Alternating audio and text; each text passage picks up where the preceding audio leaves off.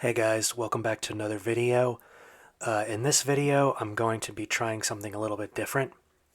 I'm going to combine multiple stories into one video. Two reasons for this, really. One, to make the videos longer, and two, to get people more interested in my videos. Basically, what I mean by that is, instead of watching one video with one subject, you can watch one video with multiple subjects. I notice for multiple genres of videos here on YouTube, those have always been really successful videos, putting multiple stories into one video. So yeah, I'm going to do that in this first Weirdness volume. So look forward to it, and like, comment, and subscribe, and stay weird, guys. Christopher Columbus was an Italian explorer who, in 1492, under the Spanish crown, which was under the rule of King Ferdinand II of Aragon and Isabella I of Castile, sailed across the ocean blue for them with his three signature ships, the Nina, the Pinta, and the Santa Maria. Columbus was hoping to find a trade route to Asia, but on his first of 4 voyages, he actually found the Americas, which he called the New World, although there was nothing new about them, and landed in the Paria Peninsula, now modern-day Venezuela, christening it with the island name of Isla Santa. This first voyage took over a year, from August of 1492 to September of 1493. On this first expedition, though, Columbus saw something more. On January 9th, 1493, Columbus and his crew were sailing near the Dominican Republic when he saw a strange creature rise up out of the water. Columbus had never seen anything like it, but he had heard of them. What he thinks he saw was a mermaid, the legendary mythical creature of the sea that is half woman and half fish, but can also take on a full form to seduce sailors. A close relative to the mermaid is the siren, a half bird, half woman that seduces with their songs. So of course Columbus was shocked, but also disgusted, saying they were not half as beautiful as they are painted. That's because Columbus didn't see a mermaid, but the manatee, an aquatic mammal dubbed the sea cow that more closely resembles an elephant than a beautiful woman. They are described as having human-like eyes with bulbous faces and paddle-like tails that resemble a fish. This is what Columbus on that fateful day saw. So aside from being an asshole, he was also a dumbass.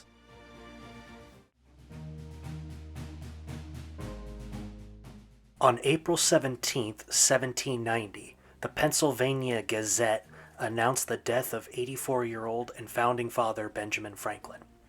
A massive funeral was held with more than 20,000 people in attendance, which at that time was around 70% of Philadelphia. Some of those attendees were members of the American Philosophical Society, which Franklin had founded. Going from a penniless 17-year-old street hood to one of the most important inventors of all time, it says Franklin died of bronchitis due to complaining chest pains and lung issues. However, what caused these pains and ultimately his demise was strangely ironic. According to Varla Ventura's book, The Book of the Bizarre, Freaky Facts and Strange Stories, Ventura explains that fresh air was the cause of Franklin's death. Franklin loved fresh air and would have his windows open almost all the time, even in the middle of dead-ass winter, which is just outrageous. Franklin would say, and I quote, "I rise almost every morning and sit in my chamber without any of my clothes whatsoever, gross, half an hour according to the season." By April of 1790, Franklin complained of chest and lung pains, which according to Ventura's book, he himself said it was because he sat next to the window for too long, self-diagnosing himself. However, he may have been right, as a few days later his lung burst and he went into a coma and died. Funny how the man who spent hours outside flying his kite, trying to figure out how electricity works, died from that very same fresh air. Euthanization is the act of painlessly killing a patient who is otherwise suffering from too much pain from his or her incurable illness or is in a coma. This is what happened to King George V, King of the United Kingdom and the British Domain, as well as the Emperor of India. From Encyclopedia Britannica. Just before midnight on January 20th, 1936, King George V died at Sandringham in Norfolk, England. His health had gone downhill over the last few months due to a chronic lung condition, as he was an avid smoker. He had his last council meeting along with his own secretary present, where they talked about the state of the empire upon his death. However, King George was too weak to continue, so he returned to his chambers early. It was reported that his last words were, "God damn you," to his physician, which is just badass. Throughout his reign, he was met with constant issues, like a divided parliament and an institutional unrest, because he was actually the second son of Edward VI. It was not next in line for the throne until his elder brother's death, which happened in 1892. George V would succeed his father in 1910. King George's physician at the time of his death was Lord Bertrand Dawson, who kept a diary of King George V that was later discovered in 1950. However, the diary, and thus the incident, would not come to light until 1986, when Francis Watson would write about it in an article for History Today. From the biography on Lord Dawson that Watson was writing, after Dawson's wife asked him to, but wanted King George's death omitted, and Watson felt the same. Dawson's diary is kept at the Windsor Castle Archives, and in it says that he euthanized King George, using a total of 3/4 grams of morphine and then 1 gram of cocaine into his jugular vein. But why did he do this? According to Varla Ventura's book, The Book of the Bizarre, the euthanization of England's very own king was to meet a newspaper deadline. The date of King George's funeral had already been set. The London Times had been instructed to hold the press because the death announcement would be coming very soon.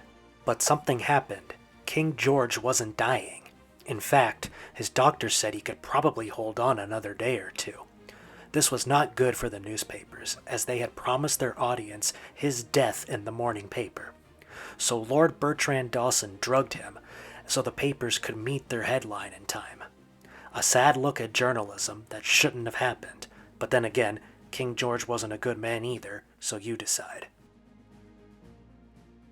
This is a fun one for you guys. From Varla Ventura's book, The Book of the Bizarre, in 1987, a newspaper columnist named Les Mann wrote to his junker that he found the ugliest truck on the planet. It was a 1974 pickup, ironically called Black Beauty. It was put in that day's newspaper in the town of Chardon, Nebraska, and almost immediately they got calls from angry truck owners. Not mad because they slandered the good truck's name, but saying their trucks could top this so-called Black Beauty. Thus, the ugly truck contest and parade was born. The rules of the contest are simple. They had to be street legal and over a decade old, had to move under their own horsepower, and they had to show off their best rust and dents. And the most important part? They had to have an ugly truck name. These trucks would be paraded around Chardon for viewers to see and vote for the best one. Since 1987, Chardon has hosted an ugly truck contest every year.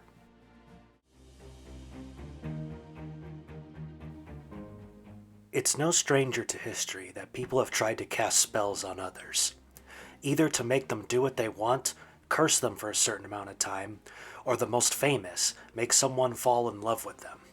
The most famous conjurers to go about this are witches, a medieval sorceress who are described as old hags and dance around a fire pit in the middle of a forest.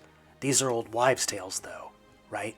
Well, the practice of witchcraft is actually still very prominent, with an incident in 2017 involving Donald Trump, President of the United States, who became a target of witchcraft. This is not uncommon, as witches throughout time have targeted high-profiled individuals to cast their spells on them. Even the Führer and leader of the Nazi Party, Adolf Hitler, was a target of witchcraft. By 1940, Hitler had significantly increased his military presence in Europe. In early May of that year, his German army invaded the Netherlands, which then gained them an advancement westward. After a few failed Allied attacks, the German army reached the coast and effectively cut off half of the Allied troops. Once the German army reached the English Channel, they moved northward. However, for some still unknown reason, Hitler stopped his troops on May 24th.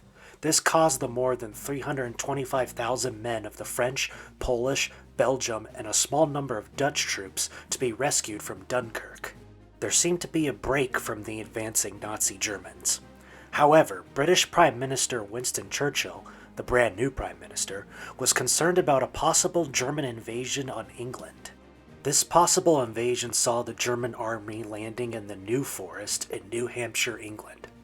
This meant that the people living on Britain's south coast were in danger and would do anything to keep themselves safe from the Nazis. One of these means was witchcraft, to stop Hitler himself from invading. According to legend, on Lammas Eve, August 1st, 1940, a man named Gerald Grander and a group of 17 witches calling themselves Operation Cone of Power met in New Forest at the town of High Cliff by the Sea to perform their ritual. Information on the actual ceremony is little known, but what is known is the witches used a flashlight instead of the typical bonfire in fear of enemy aircraft activity and danced around it and lifted their great cone of power, hoping for it to reach Hitler's brain, chanting multiple things like, "You cannot cross the sea," or "not able to land." And that's about it. Hitler would commit suicide on April 30th, 1945. World War II ended a few months later in September. Was this due to Operation Cone of Power and the witches on the night in the New Forest? Probably not. But it's another example of the mystical and magical world and its influences that are still prominent today. Alright everyone, thank you for tuning into this video. Weirdness Volume 1. I really enjoyed making this video and can't wait to make the other volumes. In fact, I'll probably just do Volume 2 next. So look forward to that, and please like, comment, and subscribe, and stay weird.